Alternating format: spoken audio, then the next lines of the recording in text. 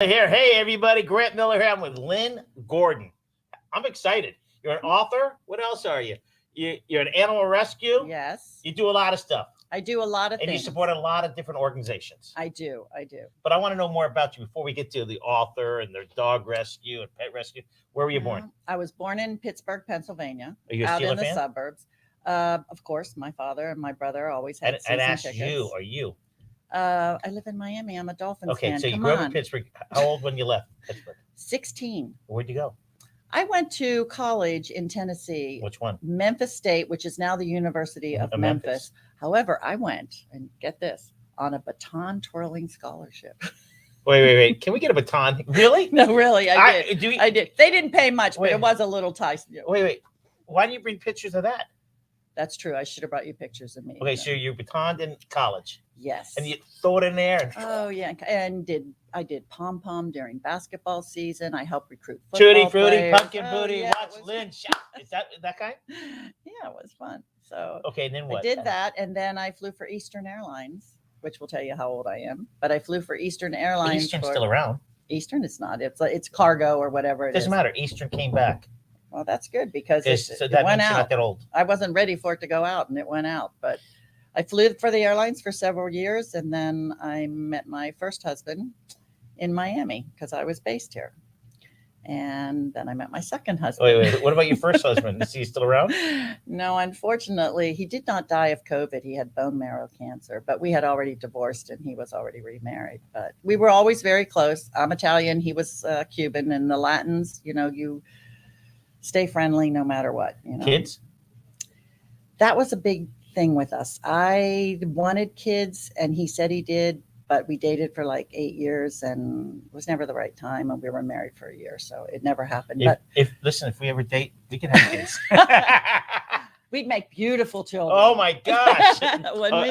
All right. So let's go to the next chapter. The next chapter is I'm married to Dr. Michael Gordon, and I have to say, Dr. Michael S. Gordon, What kind of doctor? MD, PhD. He was a cardiologist by trade, but he wanted to be a research biochemist, and he studied academically. He went everywhere. The man had a huge IQ, which is really. Of course, he married you. I mean, well, it delighted him that I got a baton twirling scholarship because he was so smart. He didn't really realize. He didn't know what a baton was. He thought it was like a master's degree. But he told everybody about it, so it was great. But anyway, Michael has a center at the University of Miami, the Michael S. Gordon Center for Innovation and Simulation in Medical Education.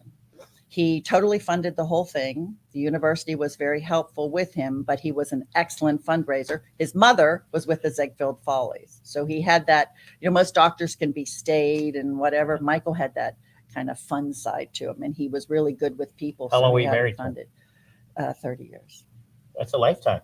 It's a lifetime. I still miss him. He died July 7th, 2017. And every day I still wait for him to come in the door because we were together all the time. He was so special. And he invented a mannequin named Harvey that he named after his mentor. And Harvey mimics heart disease. Harvey is all over the country, all over the world. He made one or plenty? He made one. And the ironic thing about this, and it's a cute story, he was a cardiologist. He saw patients at the University of Miami, and he was seeing pilots, and he would certify them after a heart event to go back to work. Wow. And they would talk about their simulators. Very smart guy in 1968, no internet, no cell phones, no nothing. He's thinking simulation in aviation. Why not medicine? Where would he go to get one built? Disney. There was no Disney World. He went Disneyland. Loved the idea. We think it's great. We'll help you. We think this will be super, but we'll own it. And he said, no, the university has to own it. Well, then we can't help you. So he said, well, where can I go? They said, well, why don't you try New York in the Macy's Thanksgiving Day Parade? He went there. He'd go up every Thursday morning, come home every Friday night. They built the first 3 Harveys, and one looked like Lyndon Johnson because he was president at the time. Anyway, long story short, you can't wheel 50 mannequins into an auditorium to teach medical students and everything. So they then found a way to get it into one unit. And they started out with those huge tapes like they use for movies, went to VHS, went to CD, went to floppy disk. Harvey's about to make his virtual debut in his like 11th generation. But at a time when technology was not mainstream and nobody had anything, he had the vision to do that. And people fought him. Doctors said that's no good. Patients are better, but you can't find patients with all those heart diseases. He was a visionary, but sometimes he said he felt like a used car salesman. But he persevered. Failure is not in his vocabulary. He never would even entertain that idea. So, I mean, he was a man that really did a lot for the country. He saves lives every day. His center is still saving them. We train medical students. We train physicians, physician assistants, nurses. We also train all of fire rescue all over the world. And we train the U.S. military. And most recently, the White House medical staff. Exciting. Can we put on the template with Lynda Gordon's, the top one? So now, yes, that's your book. That's my book. Let's talk about your book. Okay. When you were a little boy, I still am. I know, probably eternally. Did you have an imaginary friend? Oh, I still do. You still do? And what was its name? Oh, it's a he. Or a woman. No, It doesn't matter. We all have imaginary friends going Yes. on this. Okay. Michael's imaginary friend that did all the bad things that he got in trouble for was Coogie. Therefore, that's why the book Can is you put it back on the called screen? Coogie the Dumpster Cat. And I'll tell you how Coogie came to live with me. I do rescue animals constantly. I had a Cavalier King Charles for years. He died a year before Michael. And one day, the valet attendant brings me a cat in a paper bag. He never brought me an animal, never. I usually take them to the vet, have them checked out, and then I ask the vet for an approximate birth date so I can give them a birth certificate, right? Not knowing my husband had recently died, he says, I don't know. He says, put July 7th. I lost it. Right. I think that cat came to me for a reason. And so I adopted the cat. So that little black cat, can you show it on us? I want to show the cats. Yeah, that's my kitty. There's one picture. Yeah, that's the picture that's in the book. That's Coogie now. He's 4 years old. But when he was born, that's this one. When he was born, turn it sideways. Yes. He had blue eyes. He was so adorable. His head was so big and his body was so small. And now it's the complete opposite. That's he now in his recent photo shoot. He's quite the model. And these are just some stickers that go with the book. I love these stickers. Yeah, you can put one on. They're all the images that come in the book. Is that you? Yes, it's supposed to be. That's my cartoon self. Oh, okay. That's my cartoon self. That's all what right. I would look like. All right, if I so were a cartoon. You wrote this book. So during the pandemic, I've had the cat for 4 years. I adopted the cat, and the cat does weird things. Kind of in my mind, he's reincarnated as Michael. So I'm always wanting to write a book. We all have that great American novel we're going to write, right? I do too. And if I have enough insurance or can find enough, I'm going to use real names. But that's beside the point. Let's not go there. Okay. Anyway, so the book is about Coogie being found in the dumpster and brought to me. And you found it in your... Not my dumpster. It was my valet attendant. He found it in his dumpster at his apartment Not at your building. place. Another place. I'm not sure where Nelson lives, but he had to go to work and he couldn't leave the cat in the dumpster and he didn't know what to do with it, but he knew I rescued him, so he brought him to me. Look at you. You got me here. You got Coogie. Right here. But yes, I see right there where your heart is. Thank you so much. Anyway, the book, actually I have a publisher that's excellent, Indigo River Publishing up in Tallahassee, and they did all the editing. So this is not self-published. This is real published. No, this is, I couldn't, I do what I do well. I do it. But if I don't do something well, I find an expert to do it. And this, they captured Coogie exactly. They did some editing in the book. I love the page numbers. I know. But it's a kid's book, ages 3 to 8. Now, this is, where is it located now? Which stores? Right now, we are pre-sale on Amazon. Right. But I have several copies of my own that we're going to use. All of the money from the sale of the book goes to charity. So I've picked 2 charities for the first book, FOMA, Friends of Miami Animals, that I am on the board, and Boys and Girls Club. Wait. You volunteer with Boys and Girls Club? I do. With Alex Rodriguez. Yes, both Alex Rodriguez. Yeah, Jim Bernhardt. Yes. Freddie Rebozo. Freddie Rebozo, of course. He's my buddy. Is he? First of all, how many people are shorter than I am? He's one of them. Well, you're sitting, so I really can't tell. And I see Mr. Bernhardt 6 days a week. Really? That's great. We cross each other while we walk. Oh, and I worked for the amazing. Boys Club in 80 and 81. It's amazing how many people in Miami, all over the world, really, that have gone to a Boys and Girls Club somewhere. Jennifer Lopez, Alex Rodriguez, of course, who is our main spokesperson, Pitbull. I mean, they all at one time spent time there at Boys and Girls Club. It's an amazing organization that people don't really realize what it is all about, because these kids actually have parents, but they're working parents. It's not like they're in a center for abused, neglected, or Right, and abandoned then all the children. boys clubs, they're all K-Land, Kendall Boys Club. It's a little different. They're all different. But the Northwest Boys Club is a tough area. Is it? Yeah. And then Southwest Boys Club, the Hank Klein Club. It's just the Boys Club does a great job. And They it's not, do. everybody thinks it's just sports. It's not. No, not at all. It's so much vocational stuff at the Boys Club. There So really the is. profits, that whatever you get, it goes. So what I'm doing is, math was never my great subject, so I try to keep accounting out of my life. So what I'm doing is I'm donating the books, purchasing them from my publisher, donating them to the charities, and they then can either give them away or they can use them as donations or whatever, but they're totally responsible for figuring out how they're going to handle the money. And then the ones that are sold on Amazon, and then by March we'll have a big launch. And at that time, they'll appear in Books and Books and Barnes and Noble. There's 800 retailers all over the country that'll be carrying the book. That's exciting, because if you self-publish, Yeah. you got to go through Amazon. These are going to be in stores. Your parents are Oh, going to see yeah. it. This is a great cause right here. Definitely. It'll be in Books and Books, you said too, right? It'll be in Books and Books. We're hoping. I've got to talk to Stephen and see what's going on. I'm sure he will. Who's Stephen? He's the guy that runs Books and Books. Oh, Mitch Kaplan. Mitch Kaplan. I'm sorry, Stephen. I'm sorry. Mitch, we get you straight. Yes, we got you straight. Now, please let me come in there now that I made a mistake. It's Yolanda that's going to do it. Okay, but but she's amazing. This is a great thing, great cause, It's a and great a cause. great thing to your husband. Yes, and on the inside flap is a little story about Michael, and that's also a beneficiary of the university. But every book sold, the money will go to a charity. Specifically, this is a series. This isn't one book. In each series, there'll be a lesson taught. In this one, it is no matter where you come from, you can succeed in life and find a good home. In the next book, he meets his sister, Casey, who's handicapped. And the lesson in there will be that people are different and you can't treat them any different. This book is adorable. It has this. And that's the real valet That's the attendant valet with his name guy. on. I love Nelson, isn't that cute? He loves it. He's a celebrity now. Wow.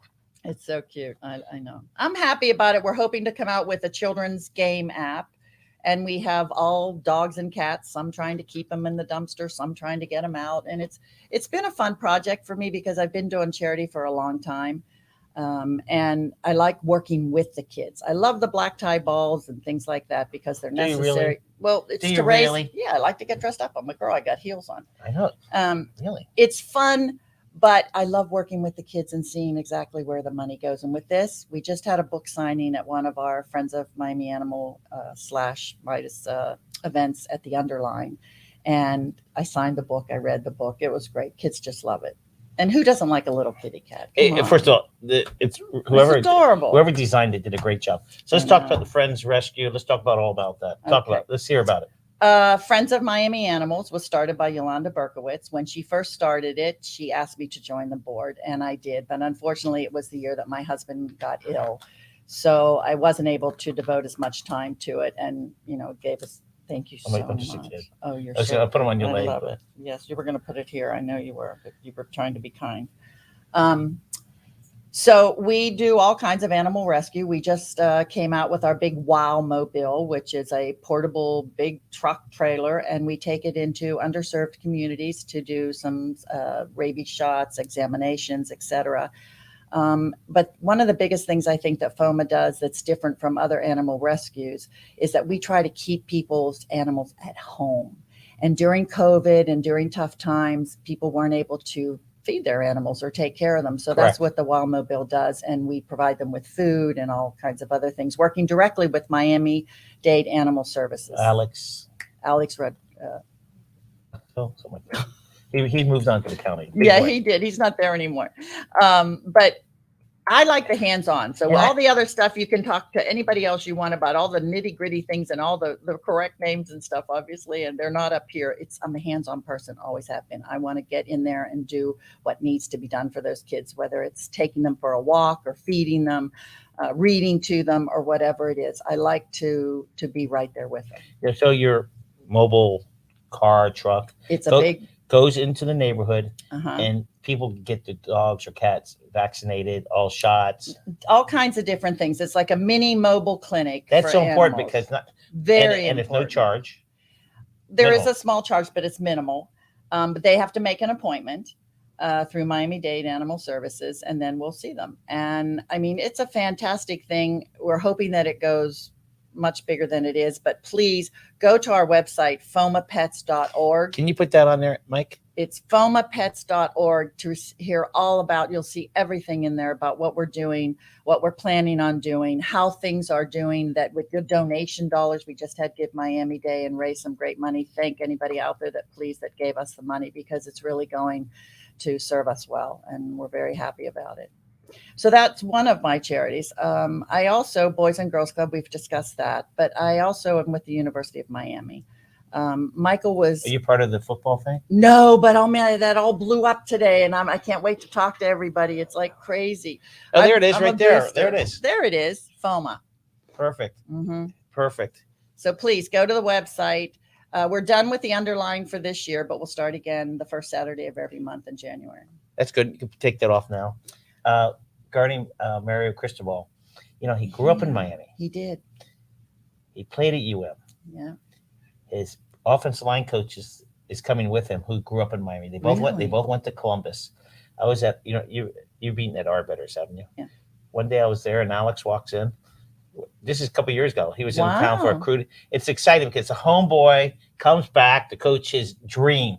It's exciting, and people that know those guys, they're the greatest guys in the world. Yeah, So it's they are. exciting for whoever put the money together. So what do you do at UM exactly?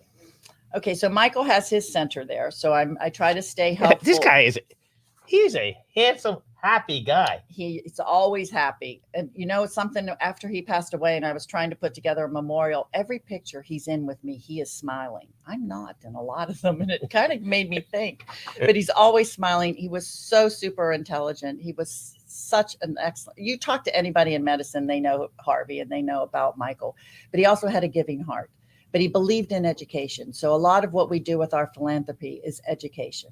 We work with the fire department, and Maurice Kemp had started a EMS cadet program for at-risk kids, and it gives them a chance to start into being into fire rescue, but a lot of them go on to something else, but we support that. And also the Frost School of Music. Last night we had Winter Wonderful. If you ever been to that event? Well, you didn't invite me. I would have went. I will invite you next year. It is the best Christmas event. Well, it's in December. Ah, perfect. Next year. We had to cancel it last year because of COVID. And a lot of people don't know about the Frost music. There. It's the Frost, the Philip and Patricia Frost School of Music. That's in the main entrance. That's in the main entrance, yes. Not a lot of parking there. Yeah, there's a lot of parking. There's a big lot in the Yeah, back. yeah. Right. Dean Shelley-Berg is an amazing person. He's a Grammy Award winner.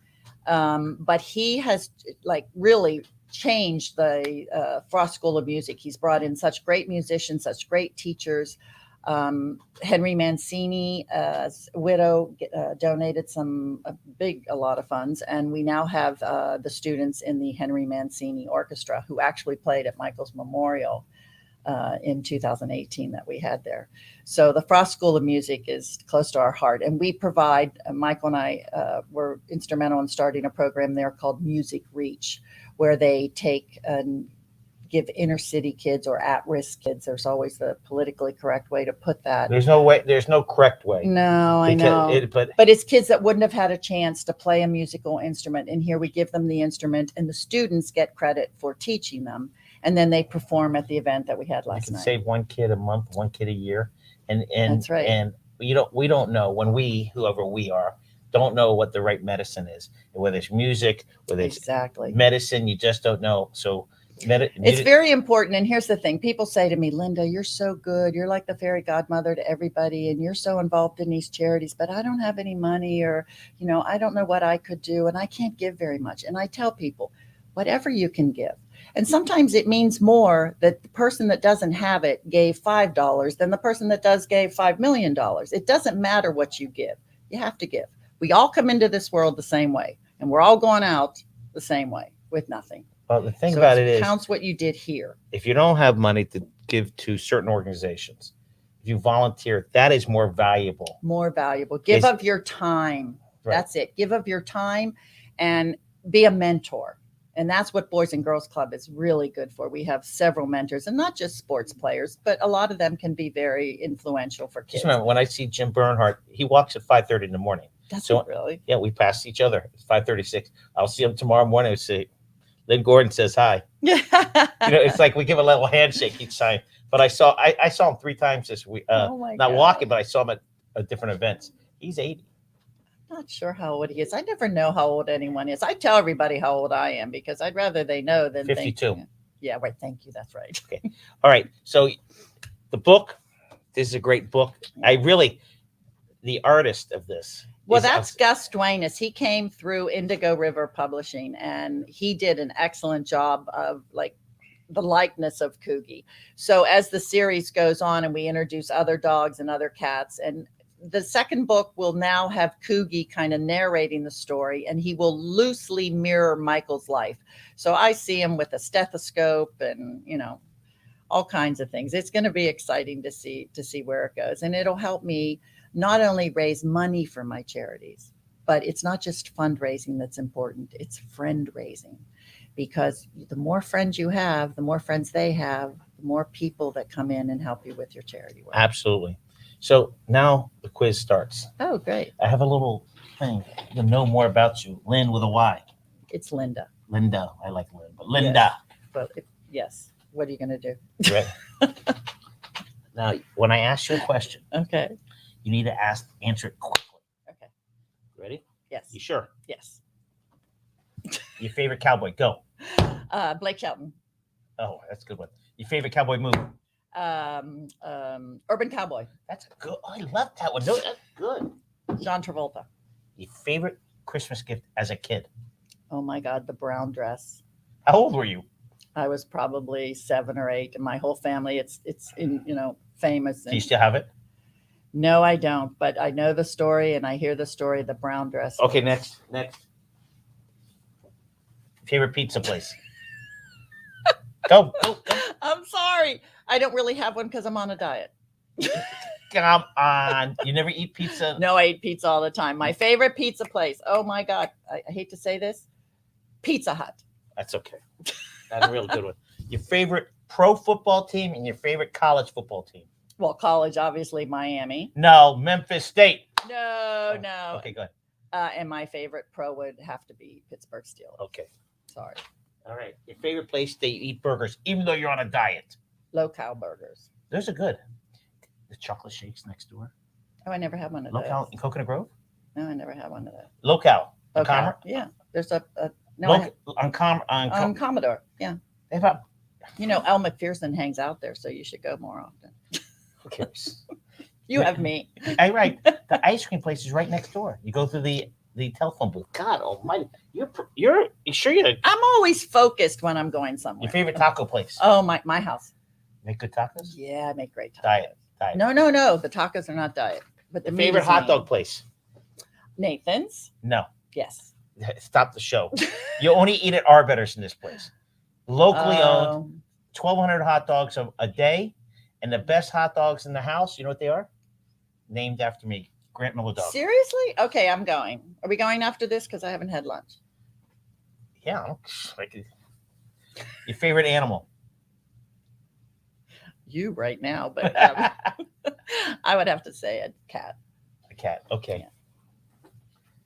Okay. Ready? Where's your favorite place to eat fish? Sexy fish.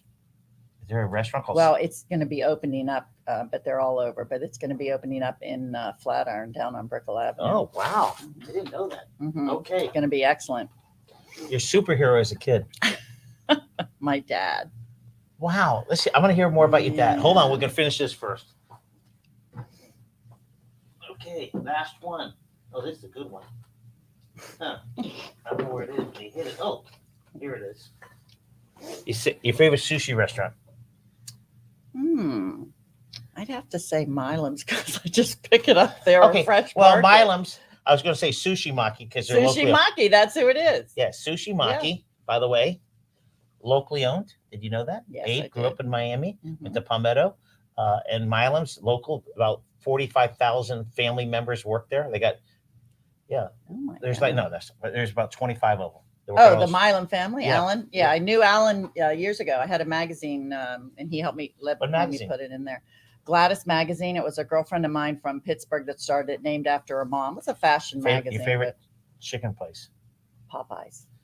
Well, actually, now it's Joe's. I never knew all these years Joe's had that great fried best chicken in the world.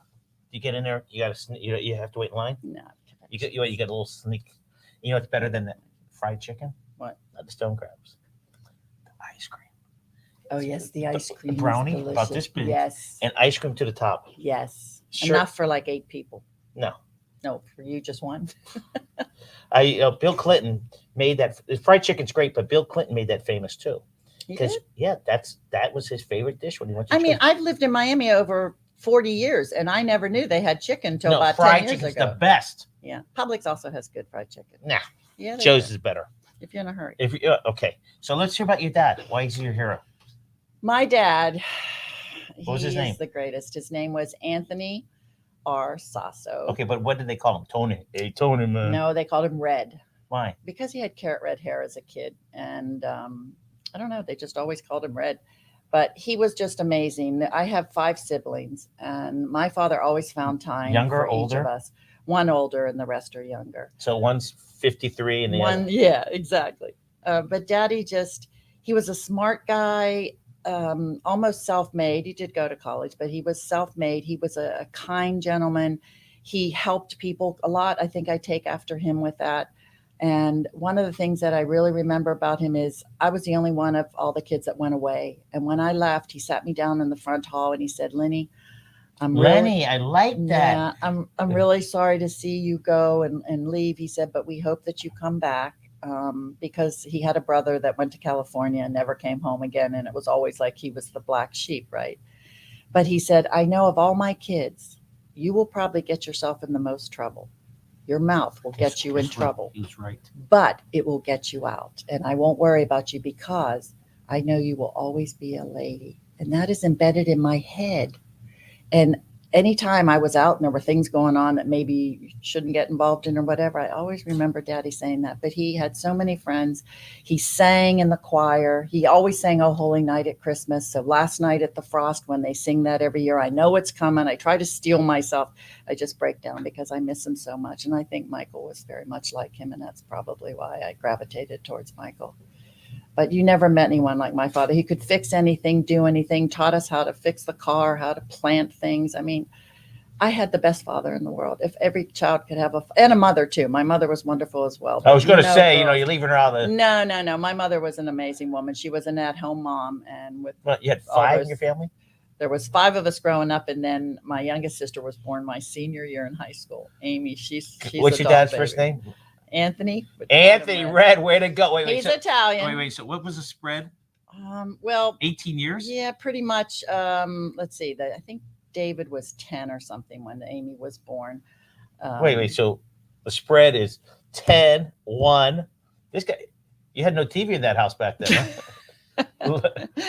You know, it was Red really, was really good. but it was great for us because we were all older and we realized at that point babies are great, but they're a lot of work too. People think, oh, I'm going to get married and have kids. I never had kids, but they all did. So in fact, one's being born as we speak. Where? In Pittsburgh.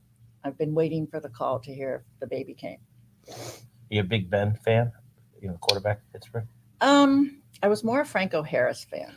Oh, I'd love to. Yeah, Franco was the best. So yeah, we had a one-time thing in Pittsburgh called the Pittsburgh Steelerettes. It was like the Dallas Cowboy you were on it too? cheerleaders, of course. Oh my! But they didn't Wait. like us. I didn't. Can we get pictures of that? So that was one year. Okay, and next time you Franco- come on, we're going to bring a baton. Oh yeah, Can I you do still have do it? one. I get vertigo now that I'm Hey. older, but I Wait. it was pretty good. I had vertigo about a year ago. It's awful. It's about a isn't it? month, Yeah, and only at certain times. right. And it was like, Coffee will bring it on. Caffeine, I don't drink alcohol. coffee. I don't drink caffeine. I don't drink something else. I guess when my parents dropped me on my head a lot when I was little, or maybe they didn't drop. I think they just banged my They head. just banged your head on the ground. All right, let's get back to the book. Can you pop up that book one more time? There's the book There's pre-sale the on book. Amazon. It's exciting. And it's more exciting that it's a true story. It's a true story, and it will be a lesson for kids and adults in every book, a new one. All right, pop it off again. All right, we're going to close it out. You did a great job. Thank you. Grant Miller here with Lynda with a Y. Yes, Lynda with a Y. Buy her book. If you have any questions, reach out to her. She'll love to talk to you. Everybody, have a great day. Thank you.